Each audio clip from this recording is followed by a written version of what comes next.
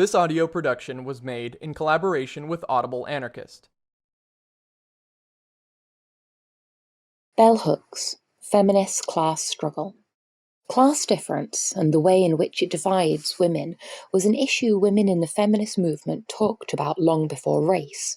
In the mostly white circles of a newly formed women's liberation movement, the most glaring separation between women was that of class. White working-class women recognised that class hierarchies were present in the movement. Conflict arose between the reformist vision of women's liberation, which basically demanded equal rights for women within the existing class structure, and more radical and/or revolutionary models, which called for a fundamental change in the existing structure so that models of mutuality and equality could replace the old paradigms. However, as the feminist movement progressed and privileged groups of well-educated white women began to achieve equal access to class power with their male counterparts, feminist class struggle was born.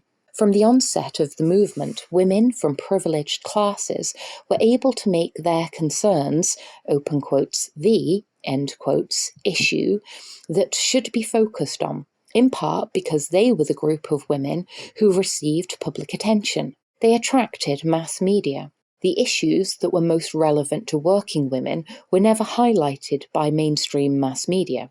Betty Friedan's The Feminist Mystique identified, open quotes, the problem that has no name, end quotes, as the dissatisfaction females felt about being confined and subordinated in the home as housewives. While this issue was presented as a crisis for women, it really was only a crisis for a small group of well-educated white women.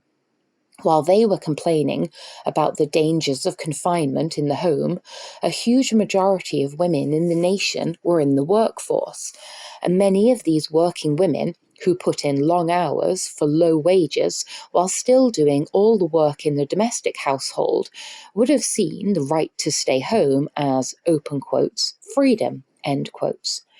It was not gender discrimination or sexist oppression that kept privileged women of all races from working outside the home. It was the fact that the jobs that would have been available to them would have been the same low-paying, unskilled labour open to all working women.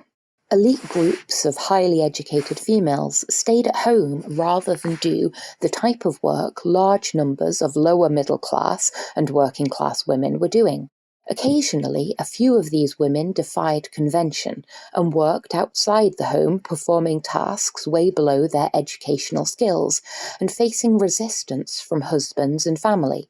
It was this resistance that turned the issue of their working outside the home into an issue of gender discrimination and made opposing patriarchy and seeking equal rights with men of their class the political platform that chose feminism rather than class struggle.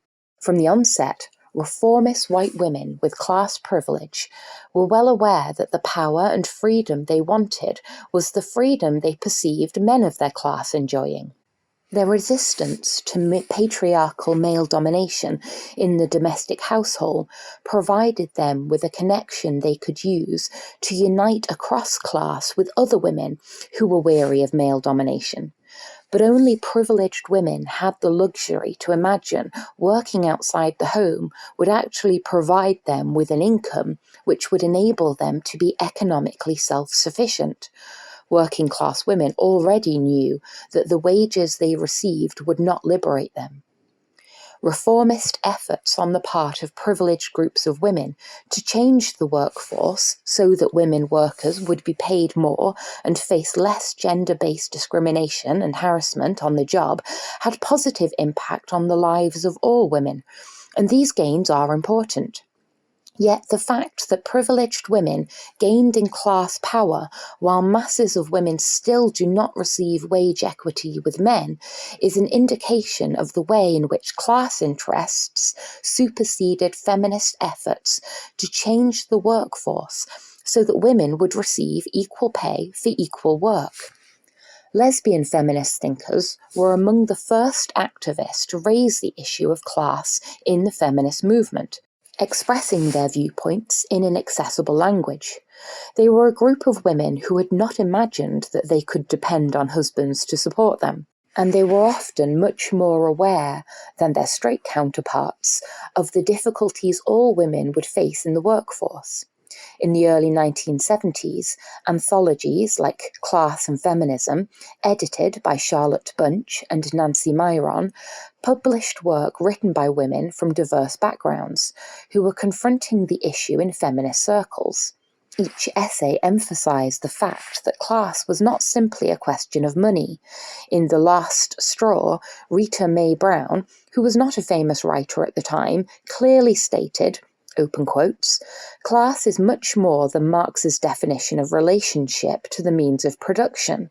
Class involves your behaviour, your basic assumptions, how you are taught to behave, what you expect from yourself and from others, your concept of a future, how you understand problems and solve them, how you think, feel, act, end quotes.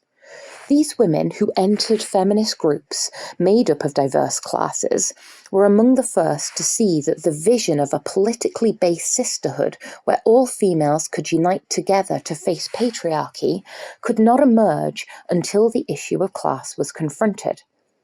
Placing class on feminist agendas opened up the space where the intersections of class and race were made apparent.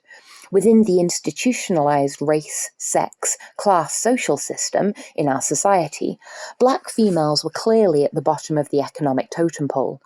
Initially, well-educated white women from working-class backgrounds were more visible than black females of all classes in the feminist movement. They were a minority within the movement, but theirs was the voice of experience. They knew better than their privileged class comrades of any race the costs of resisting race, class, and gender domination. They knew what it was like to struggle to change one's economic situation. Between them and their privileged class comrades, there were ongoing conflicts over appropriate behaviour, over the issues that would be presented as fundamental feminist concerns.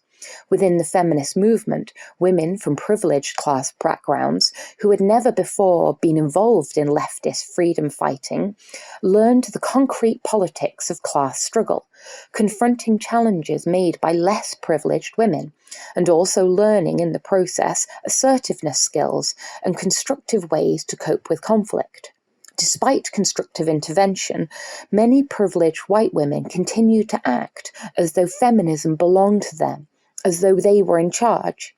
Mainstream patriarchy reinforced the idea that the concerns of women from privileged class groups were the only ones worthy of receiving attention. Feminist reform aimed to gain social equality for women within the existing structure. Privileged women wanted equality with men of their class.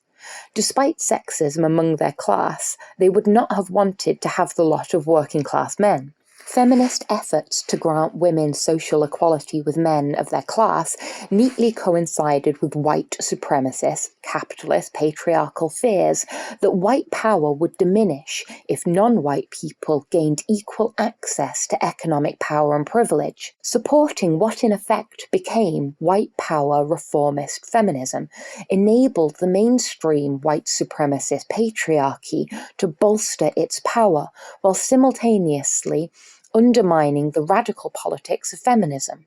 Only revolutionary feminist thinkers expressed outrage at this co-option of the feminist movement. Our critique and outrage gained a hearing in the alternative press. In her collection of essays, The Coming of Black Genocide, radical white activist Mary Barfoot boldly stated, open quotes, "There are white women, hurt and angry, who believed that the 70s women's movement meant sisterhood, and who felt betrayed by escalator women, by women who went back home to patriarchy. But the women's movement never left the father Dick's side.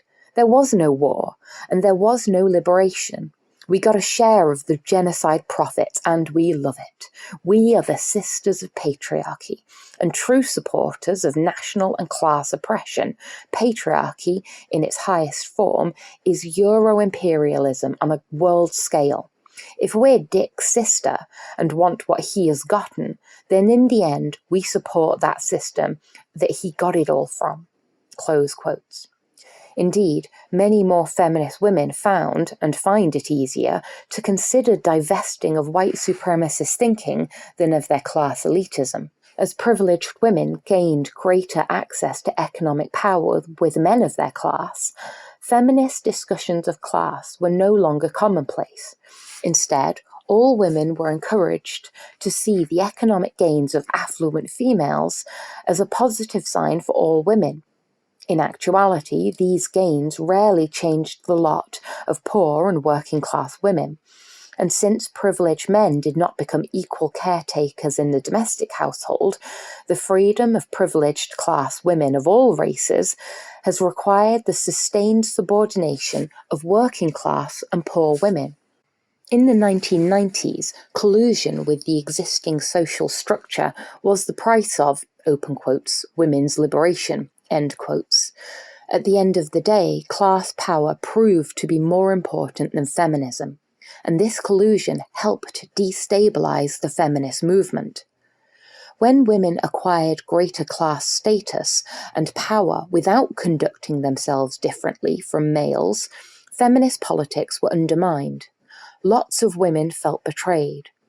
Middle and lower middle class women, who were suddenly compelled by the ethos of feminism to enter the workplace, did not feel liberated once they faced the hard truth that working outside the home did not mean work in the home would be equally shared with male partners.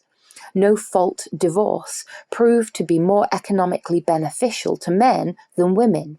As many black women, women of colour, saw white women from privileged classes benefiting economically more than other groups from reformist feminist gains, from gender being tacked on to racial affirmative action, it simply reaffirmed their fear that feminism was really about increasing white power.